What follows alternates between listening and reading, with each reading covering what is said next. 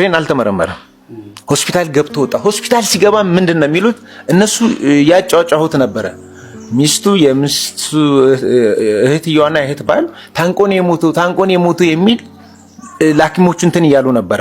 የሆነ ሳይድ ይዞ ማለት ነው የሚጮሁት የሚረባረቡት ከዚህ ደንግጠው የሄዱ ልጆች ናቸው። እና ፖሊስ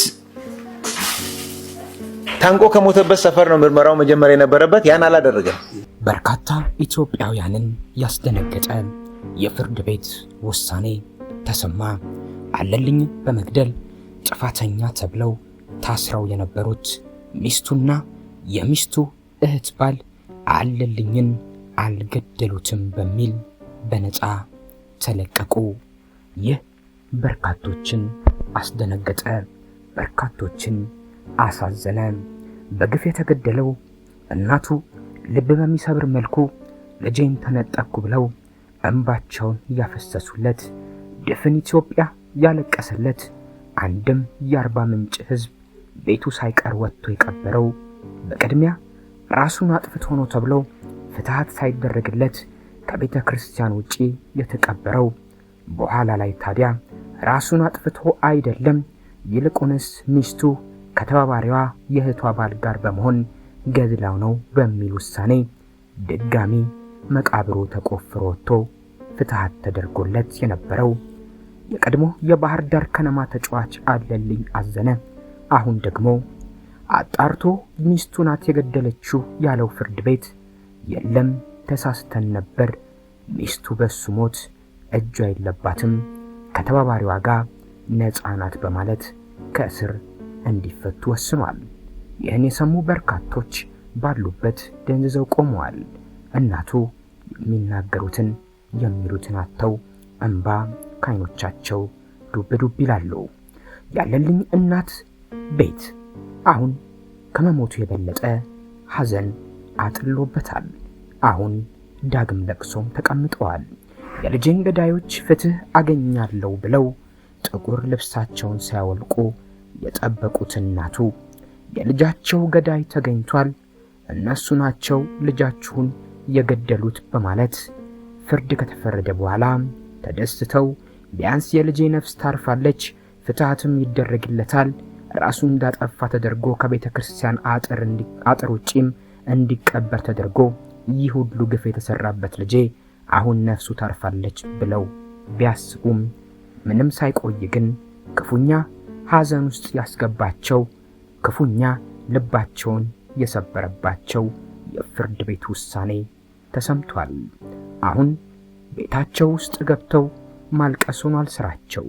የቀድሞ የአርባ ምንጭ ከተማ ጋርድ የነበረው አለልኝን እንደገደለ የተወሰነበት ሰው ፍትህም በሚታወቁ ሰዎች ታግዞ እንዲጓደል አድርጓል በማለት ቀድሞም የአርባ ምንጭ ነዋሪዎች ቅሬታ አቅርበው ነበር። የይግባኝ ሂደቱም ሲጀመር ይህንን ያወቁትና ከጀርባ ምን ሊሰራ እንደሚችል የጠረጠሩት የአርባ ምንጭ ከተማ ነዋሪዎች ይህንን በመቃወም ሰላማዊ ሰልፍ ጭምር ወጥተው እንደነበር የቅርብ ጊዜ ትውስታችን ነው። በኢትዮጵያ ፕሪሚየር ሊግ ትልቁ ተከፋይ የነበረውና ቤተሰቦቹን መጦር ጀምሮ የነበረው የሰርግ ስነ ስርዓቱም በኦርቶዶክስ ቤተክርስቲያን ስርዓት ፈጽሞ የነበረው አለልኝ የሰርጉ ድግስ ገና ሳያልቅ ድስቶች ሳይመለሱ ገና የቤተሰብ ጥሪ ጭምር ሳያልቅ ነበር ነገ ጸበል ሄዳለሁ ብሎ ከእናቱ ቤት ደናደሩ ብሎ ወጥቶ የዛኑ ቀን ማታ ሞቶ የተገኘው። አለልኝ አዘነ ገዳዮች ተብለው የ16 እና የ15 ዓመት እስራት ተፈርዶባቸው የነበሩት ግለሰቦች ማለትም ሚስቱና የእህቱ ባል በይግባኝ ሰሚ ችሎት በነፃ እንዲለቀቁ መወሰኑ እጅግ አስደንጋጭ ነው። የ16 እና የ15 ዓመት እስራት ሲፈረድባቸውም ይህንን ወጣት ይህንን ለጋ ቀጥፈው እንዴት በ15 እና በ16 ዓመት እስራት ብቻ ይቀጣሉ? ይህ ትክክል አይደለም፣ በድጋሚ ሊታይ ይገባል የሚል ነበር የብዙዎች ጥያቄ። ነገሩ ግን የተገላቢጦሽ ሆኗል። ያለልኝ አዘነ ጉዳይ የይግባኝ ሰሚው ችሎት ውሳኔ ቤተሰቡን ለከፍተኛ ሐዘንና ድንጋጤ ህመም ዳርጓል። የኢትዮጵያ እግር ኳስ ማህበረሰብን በከፍተኛ ሁኔታ ያሳዘነውና የብዙ ኢትዮጵያውያንን ልብ ሰብሮ የገባው የሟች አለልኝ አዘነ የፍትህ ሂደት አሁን ላይ አሳዛኝና አነጋጋሪ ምዕራፍ ላይ ደርሷል። ባለፈው ጊዜ በግድያው ወንጀል ጥፋተኛ ተብለው በቅደም ተከተል 16 እና 15 ዓመት ጽኑ እስራት ተፈርዶባቸው የነበሩት ሚስቱ ወይዘሮ አደይ ጌታቸውና ሉንጎ ሉቃስ ማለትም የቀድሞ የአርባ ምንጭ ከንቲባ ጋርድ በይግባኝ ሰሚ ችሎት በነፃ እንዲሰናበቱ መወሰኑ የሟች ቤተሰቦች አረጋግጠውታል። የውሳኔ ቤተሰቡን ከዚህ ቀደም ከነበሩበት ሐዘን ባሻገር ለከፍተኛ የስነ ልቦና ቀውስና ብስጭት ዳርጓቸዋል። ምን ያድርጉ እነዚህ ወላጆች፣ እነዚህ ቤተሰቦች? ልጃቸው በሰላም ደህና ደሩ ብሎ ከቤት ወጥቶ ነገ ጸበል ሄዳለሁ ብሎ ከቤት ወጥቶ ሞቶ መቅረቱና ደመከልብ ሆኖ መቅረቱ እንዴት አያንገበግባቸው፣ እንዴት አያሳመማቸው? በተለይ ለእናቱ። የቤተሰቡ አባላት እንደገለጹት ወንጀሉ ተፈጽሞ ጥፋተኞች ተለይተውና በፍርድ ቤት ውሳኔ ተላልፎባቸው የነበረ ቢሆንም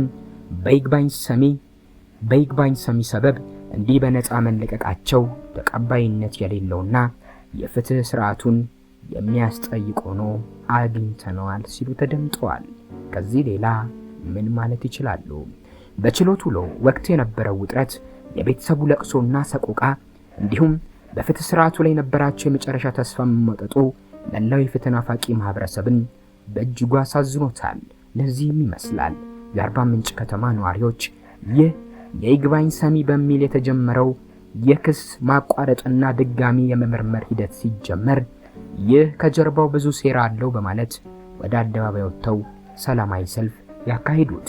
ቤተሰቡ እንደገለጹት ድርጊቱ የተፈጸመበት ቦታ አርባ ምንጭ ሆኖ ሳለ የፍርድ ሂደቱ ወደ ወላይታ ሶዶ ተዘዋውሮ የወሰደው ቅርጽና ውጤት ለቤተሰቡ ድርብ ስቃይ ሆኗል። አለልኝ የአርባ ምንጭ ሰው ነው። ጉዳዩ የተፈጸመው የሞተውም እዛው ለእረፍት አርባ ምንጭ በነበረበት ሰዓት ነው። ታዲያ ይህንን የፍርድ ሂደት በአርባ ምንጭ የሚገኝ የፍርድ ቤት ሊከታተለውና እንዲሁም ውሳኔ ሊሰጥበት ሲገባ የፍርድ ሂደቱ ግን ወደ ወላይታ ሶዶ ተዘዋውሮ ይህ መሆኑ ሌላ ከጀርባው ብዙ ሴራ እንዳለው የሚያስጠረጥር ነው ይላሉ። ይህ ውሳኔ በኢትዮጵያ የፍትህ ታሪክ ውስጥ ትልቅ ክርክር ሊያስነሳ እንደሚችል የተነገረለት ነው። በተለይም የወንጀል ድርጊት ተረጋግጦ በነበረበት መዝገብ ላይ እንዲህ ያለ የይግባኝ ውሳኔ መሰጠቱ በፍትህ ተቋማት ላይ ያለውን የመተማመን ቀውስ እንዲባባስ ማድረጉን አልቀረም። የህግ ባለሙያዎች እንደሚናገሩት ጉዳዩ በሰብአዊ መብትና በህግ የበላይነት መርህ መሰረት በሰፊው ሊጤን የሚገባ ሆኗል። የሟች ቤተሰብ አባላትም በከፍተኛ ሐዘን ውስጥ ይገኛሉ። መላው የኢትዮጵያ ህዝብም ከጎናቸው እንዲቆምና የፍትህ ጥያቄውን እንዲቀናጅ ጥሪ አቅርበዋል። አለልኝ ራሱን አልገደለም፣ እኛ አረጋግጠናል ብሎ ፍርድ ቤት ከተቀበረበት ከቤተ ክርስቲያን አጸድ ውጪ ተቆፍሮ ወጥቶ ዳግም ወደ ቤተ ክርስቲያን አጸደ ግቢ እንዲገባና የቀብር ስነ ስርዓቱም እንደማንኛውም ኦርቶዶክሳዊ ዳግም እንዲፈጸም ሆኖ ነበር። አሁን ታዲያ መጨረሻው ምን ይሆን? አለልኝ አዘነ ተመልሶ ከቤተ ክርስቲያን አጸድ ውጪ ይቀበራል ወይስ ደግሞ የፍትህ ሂደቱ እውነተኛ ተአማኝ ሆኖ እውነቱን ዳግም ይወስናል? የኢትዮጵያ ህዝብ በጉጉት የሚጠብቀው ይህ ጉዳይ ነው።